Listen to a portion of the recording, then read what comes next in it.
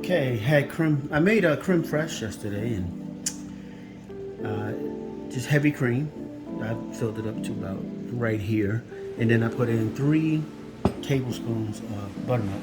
Now, the buttermilk has to have live cultures in it. If it doesn't have live cultures, process will not happen. Okay, for 12 hours I had this in the hottest part of my house, which is my home office, and I just basically covered it with a napkin and a rubber band, and that's just to keep the gases in. And look at that.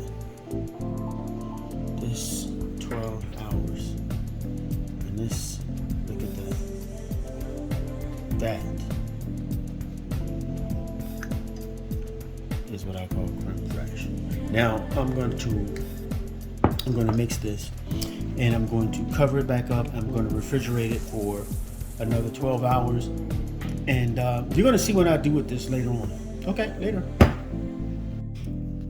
Okay, this is day 2 now. I put this in the fridge for 12 hours, and you saw what happened yesterday.